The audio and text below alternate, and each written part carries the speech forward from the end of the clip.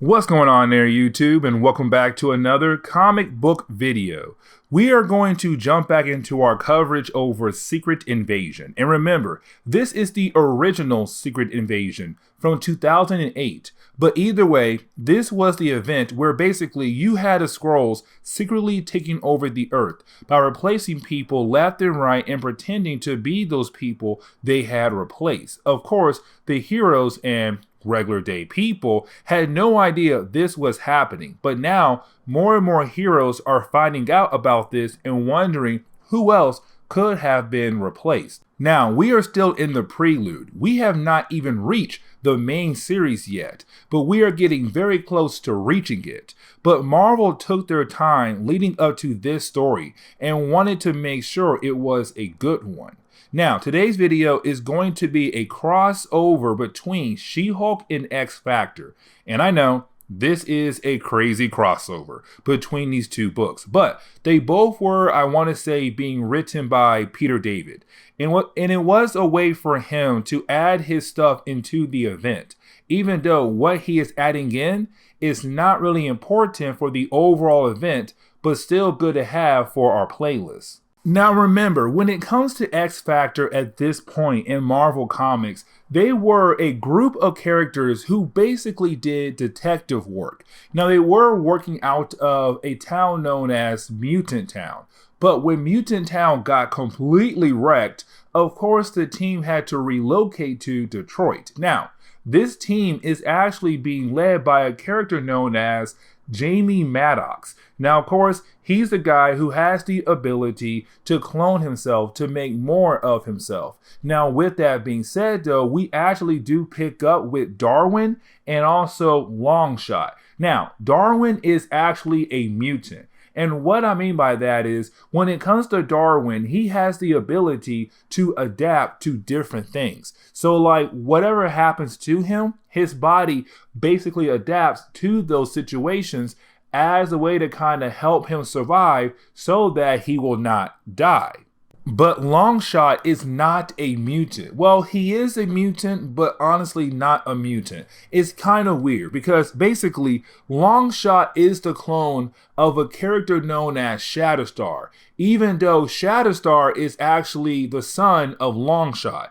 Do you see how crazy that sounds right there? Like you're the father, but you're a clone of your son, but also like you need your son to be alive to basically make him. Like it literally is a huge mess. But either way though, Longshot to me personally is not a mutant, even though there were some books that had said he is a mutant and other books say he's not a mutant. But either way, right now you do have the two characters out in Detroit.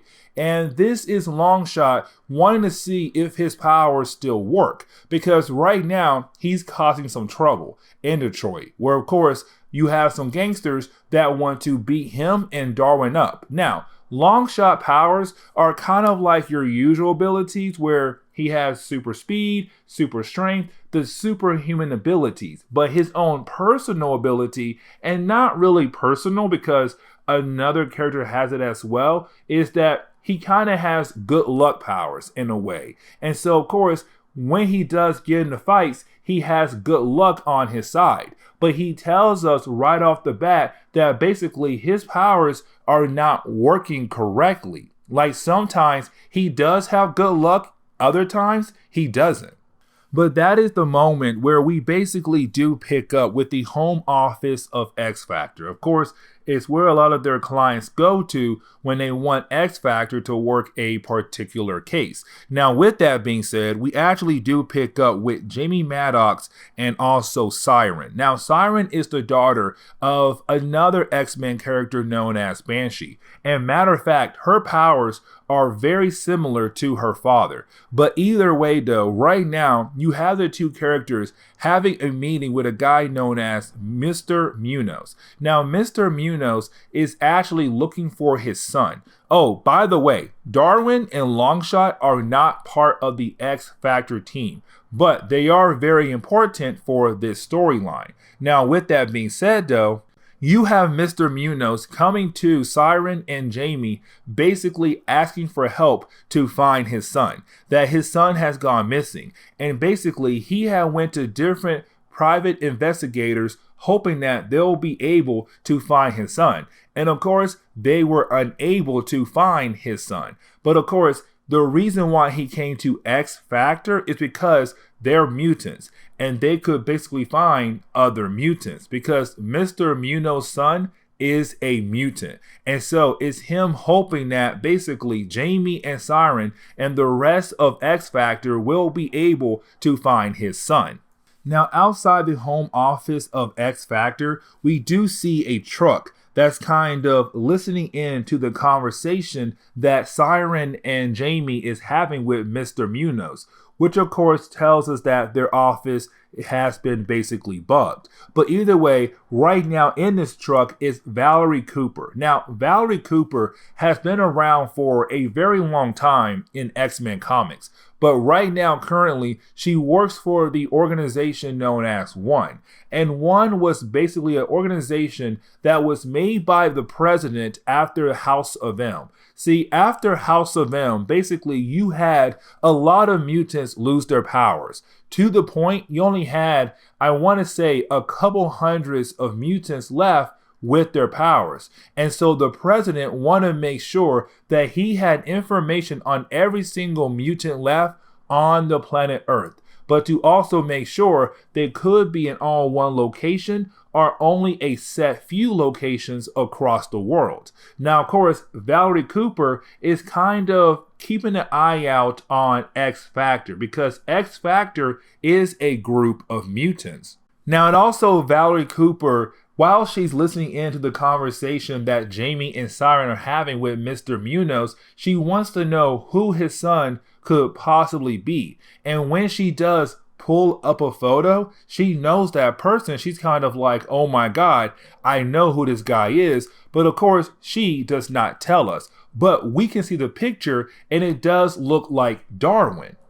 Now, we do jump back over to X Factor as they're having a conversation with Mr. Munoz. Now, this is the moment where you do have Mr. Munoz kind of explaining the upbringing of Darwin. And what he says is that when it came to Mr. Munoz's wife, Darwin's mother, she basically hated her son a lot. And matter of fact, she blamed her son for the reason why her marriage did not work out. But of course, she hated her son because of his skin condition. Now, he didn't really have a skin condition. It was just that his powers had activated. And with his powers falling in line with the idea of adapting to every kind of situation, his body was always constantly changing. And of course, his mother did not like that. And so she hated her son. Now, with that being said, Darwin's father, Mr. Munoz, of course, he was not around. And the reason why? Because he was always drunk. Now, right now, he's in recovery and he wants to kind of make his life better and kind of have some kind of father and son relationship with Darwin. And so that is why he's asking for X Factor's help to find his son so that he'll be able to build some kind of relationship with Darwin. Now, getting back over to Darwin and Longshot, right now you have those two characters still dealing with those gangsters that Longshot had ticked off. Because remember, Longshot thought it'd be a good idea to tick off a bunch of gangsters to see that if his powers are still working. And of course, this fight is not going as planned. Now, while you have our two characters kind of fighting against these gangsters, you do have Longshot just disappear. Like Homeboy just leaves just like that. And of course, you have the gangsters very confused on where in the world Longshot went to. But while the gangsters are still wondering where Longshot went to, there is this random lady. Now, this lady is going to be very important because she does see Longshot leave. But when she sees him leave, she wonders, something is up with him. Let me basically follow him. And of course, she does follow him. But when she does follow him, well, that is the moment she comes to find out that basically he is a Skrull. And this is huge because now we know there is another character on Earth, another hero that was basically replaced by a Skrull. And the question is, though, how long has it been since the original Longshot has been kidnapped and replaced? Like, how long has it been? We have no idea. Now, of course, this Skrull Longshot did know that someone was following him, or he felt like somebody was following him. But when he turns around, of course, he does not see anybody, but he does kind of realize that maybe he should be more careful. But getting back over to X Factor, we do see X Factor basically accept the job offer from Mr. Munoz to go find Darwin. Now, of course, you do have Jamie begin the process of using his ability, which is to clone himself or make more of himself, to kind of make the search a tad bit easier. Because the more bodies you have out there basically makes the job even easier, but also kind of helps to find Darwin a whole lot quicker. But either way, you do have X Factor accept the job offer, hoping that they'll be able to find Darwin. Now remember, Darwin's body is always adapting, so his facial appearance could change constantly if X Factor does not find him at a very fast rate. Now, while you have the clones of Jamie Madrox out there looking for Darwin, we actually do pick up with the main Jamie and also Strong Guy having a meeting with Valerie Cooper. Now, Strong Guy is one of those characters a lot of fans love, and basically when it comes to Strong Guy, he has the ability to absorb a lot of kinetic energy. The problem is, though, is that he cannot absorb that much kinetic energy for a lot of different reasons. But the main reason is because his heart. Because the more energy he does absorb, the more pressure he puts on his heart. Because he does have a bad heart. And matter of fact, he had a lot of heart attacks over the years. And so, of course, he is unable to actually absorb a lot of kinetic energy. But either way, right now, you have Strong Guy and Jamie Madrox, the main one, having a meeting with Valerie Cooper because she wants them to work on a different case for her. But of course, you have Jamie tell her, no, right now, we're going to work on this case and find Darwin. Now, you do have Valerie kind of make a threat saying that, listen, right now, the superhero law is out there. Remember, after the Civil War, the American government made a law, which is that if you're going to be a hero, you're going to have to register. If you don't register, you're breaking the law, and basically you get thrown in jail. And so right now, it's Valerie saying, listen, you're lucky right now I don't put handcuffs on you guys, because when I last checked, you guys are not registered at all under the new law. But of course, you have Jamie say, we're going to work this case and then get to your case. But you have Valerie say, you have 24 hours.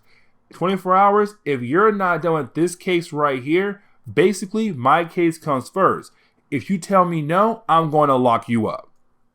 Now, that is the moment where we basically do jump over to Darwin and Longshot. Now remember, this is not Longshot. This is a Skrull that's pretending to be Longshot.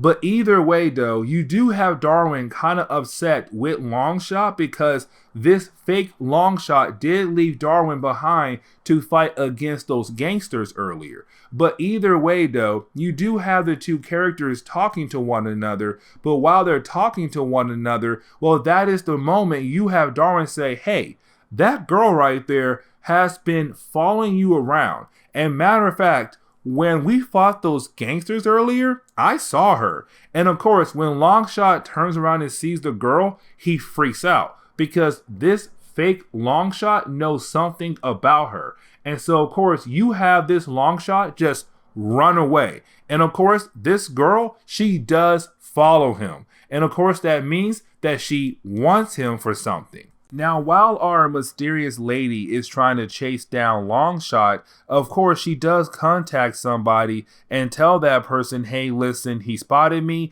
he's on the run, and I'm trying to basically chase him down to let you know. Now, of course, while she's trying to chase down the fake Longshot, well, that is the moment she is stopped by Darwin, because Darwin wants to know why in the world is she trying to chase down his dear friend Longshot for. And of course, she does not want to tell him why. And matter of fact, she's about to shoot him to get rid of him. But that is the moment she's confronted by Monet, another member of X Factor. But either way though, you do have Monet saying, listen, I have no idea what in the world is going on, but listen, you are not about to shoot this guy at all. And matter of fact, I'm going to beat you down. But as soon as Monet said that right there, well, that is the moment you have She-Hulk appear. And it's kind of like, wait a second, why is She-Hulk here for? Now, as we get into the She-Hulk book, we basically do pick up with She-Hulk fighting against Monet. Now, this is a battle where basically there is bad communication. And honestly, that's really how a lot of fights for the Marvel characters usually go. Like, when you have hero fight against hero, it's really more the idea that basically there was bad information or no information given to the other person. And so right now you have She-Hulk attacking Monet and you have Monet attacking She-Hulk. Now, the reason why Monet is attacking She-Hulk is because Monet thinks that She-Hulk wants to do something to Darwin. But of course we know that She-Hulk could not be here for Darwin, because when you have Monet say, oh, you must be here for Darwin, you have She-Hulk kind of like, what in the world is a Darwin? I don't even know a Darwin. I came here for a completely different reason, lady. Like, what are you talking about? But while She-Hulk is fighting against Monet, you do have Darwin actually trying to restrain this other lady that was basically trying to chase down Longshot, but also working for She-Hulk or working with She-Hulk. And of course, while he's trying to restrain her, she's able to escape by basically changing her body appearance or being able to stretch her body enough to escape from Darwin and get away. But she does tell Darwin, listen, you are right now getting into something that's way over your head. Stay over there and let us handle this. Now, you do have She-Hulk tell us, the readers, that basically this entire fight between her and Monet could be stopped if She-Hulk actually tells Monet what in the world is going on. Now, you do have the story kind of jump back a couple hours ago to kind of give us more information about why She-Hulk is here and why is her mysterious friend here as well. Now, we do learn that basically her mysterious friend is a character known as Jacinda, and Jacinda is actually a Skrull. And by the way, she is a bounty hunter. But of course, she became friends with She-Hulk. Now, a couple hours ago, Jacinda was trying to get She-Hulk away from New York City. And the reason why, because Jacinda had basically detected a particular Skrull. Now, this particular Skrull is actually someone known as the Talisman. Now, the Talisman basically represent that if you see him, if you are a Skrull and you see him, an invasion is going to happen on that planet sooner or later. And so, of course, when it came to Jacinda, she had detected that basically the Talisman is on Earth. And with him being on Earth, that means an invasion is going to happen very soon. And so she wanted to get She-Hulk away from the big battle in New York City. Now, with that being said, She-Hulk does not trust Jacinda at all. And the reason why, because it's kind of like, wait a second, you knew about plans of an invasion happening down the road and you didn't tell me? But you have Jacinda say, because when those plans were being made, the Skrulls Empire was broken up into different factions. And now it seems like the Empire is together again as one. And that right there is very confusing. But basically, you have you have Jacinda say, listen, I had no idea that this was actually going to happen until now, but I'm trying to get you away because if I saw him, the invasion is going to happen soon. But you have She-Hulk say, wait a second, if we take him out, could that possibly slow down the invasion? And you have Jacinda say, yes, there is a possibility. And so you have She-Hulk and Jacinda say, fine, we'll work together, find him, stop him to hopefully stop the invasion from basically happening.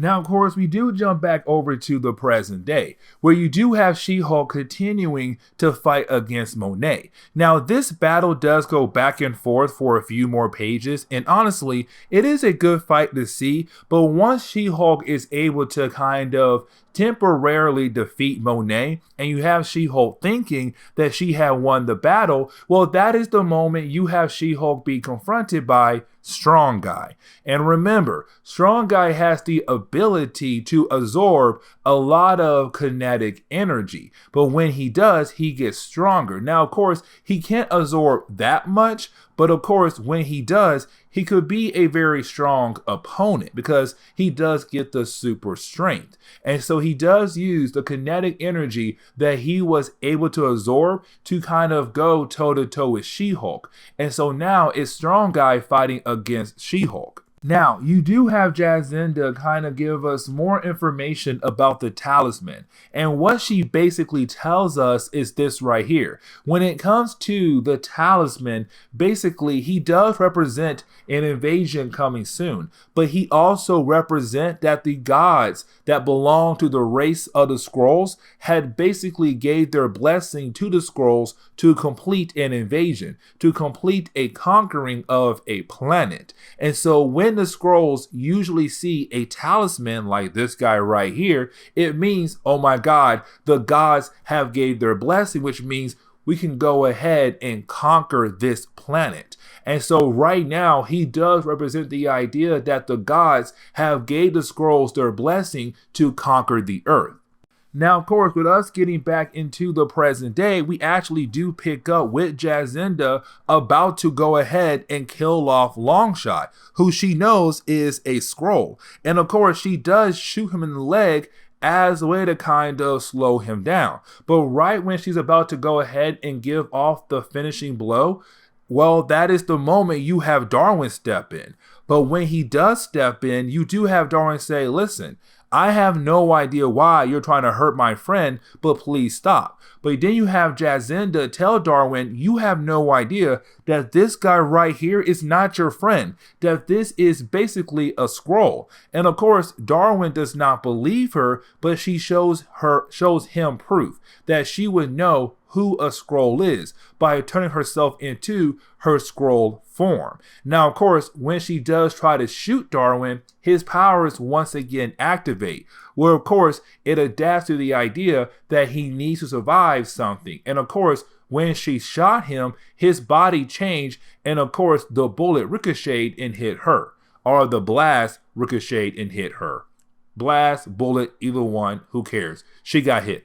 And so with Jacinda kind of being knocked out by her own blast, that comes down to She-Hulk to be the one to basically capture Longshot. And so, of course, when we do pick back up with her, she had already defeated Strong Guy. Now, with Strong Guy being defeated, she's kind of like, cool, let me leave right now and capture Longshot. But then she stopped by Jamie Madrox. Now, of course, it's Jamie want to talk to her first, like, hey, listen, I have no idea what's going on, but let's talk it out. Now, again, this is why I say when it comes to the heroes in the Marvel universe, they have bad communication skills, because this entire fight could have been avoided if She-Hulk and Jacinda had just told X-Factor, hey, listen, Longshot is basically a Skrull. But of course, She-Hulk does not do that. And you have She-Hulk try to leave. And so again, you have Jamie step in.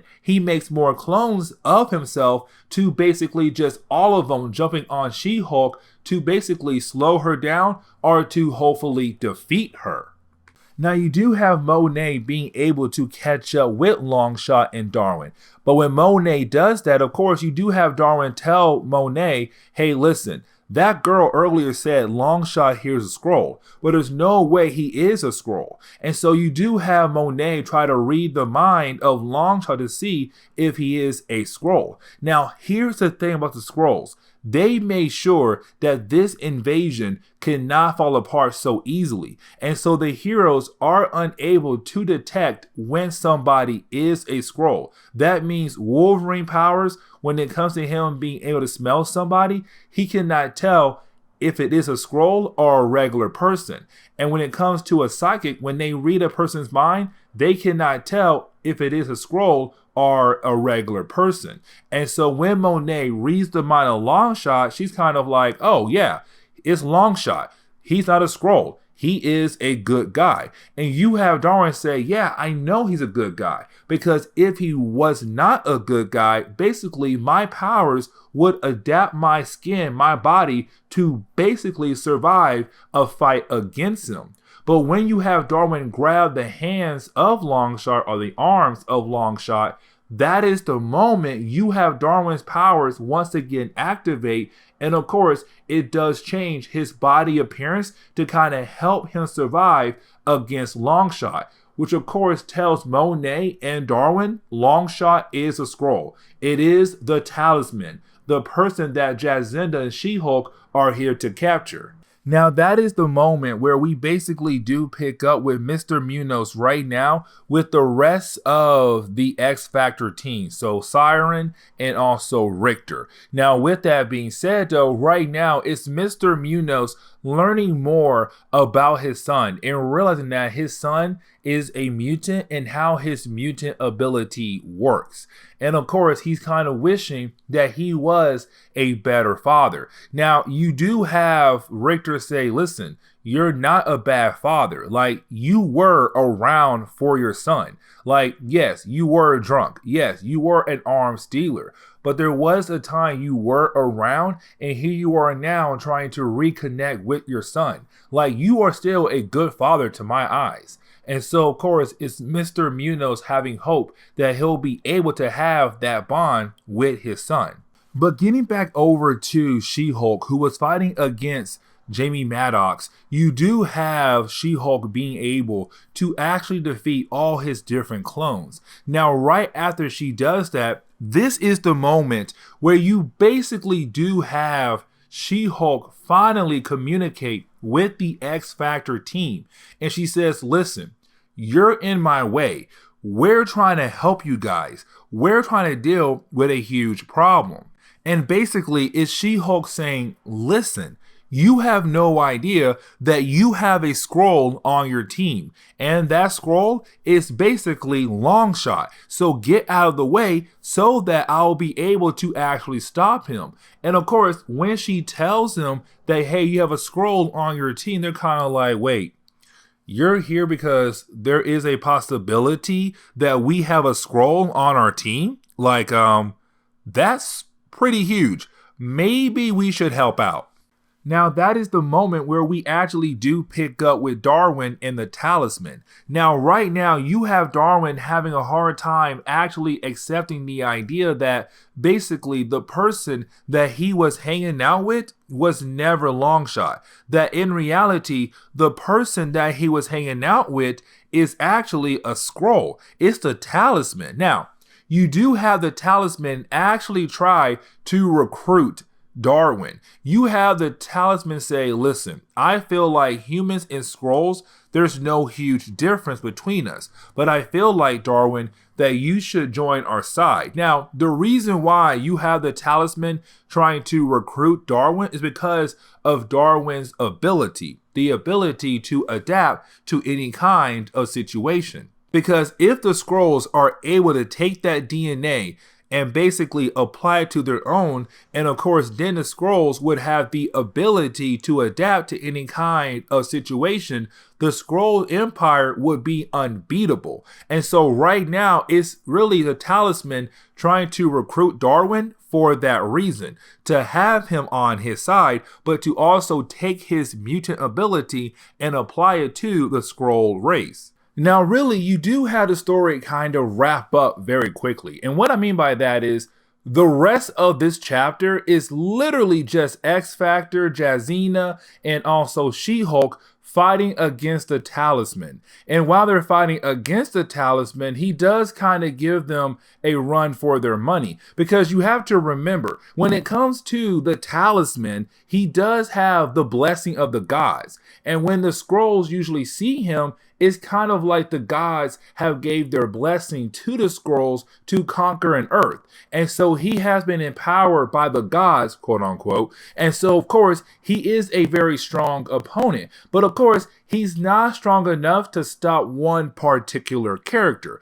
And that particular character is, of course, Darwin. Because Darwin has the ability to adapt to almost any kind of situation. And so when Darwin is there on the battlefield right now for the Talisman, he's unable to actually defeat Darwin because Darwin's body just keeps adapting to everything the Talisman is throwing at him. And so, of course, it actually does end up with the Talisman actually losing to Darwin. And once that happens, the day is saved. Literally, a day is saved. That's it. Like, the book ends on that note. You have X-Factor saying goodbye, you have She-Hulk saying goodbye, and the day is saved. And they're able to take the Talisman with them, and that's the end of the story. So with that being said, I do hope you enjoyed today's comic book video. I do know it's kind of weird, but hey, it's part of the Secret Invasion storyline. Don't worry, the rest of the Prelude videos we're going to do are going to get us ready for Secret Invasion, and they are really good. One for Nick Fury and one to kind of learn more about the master plan of the Skrulls. But with that being said, see y'all next time, guys. Later.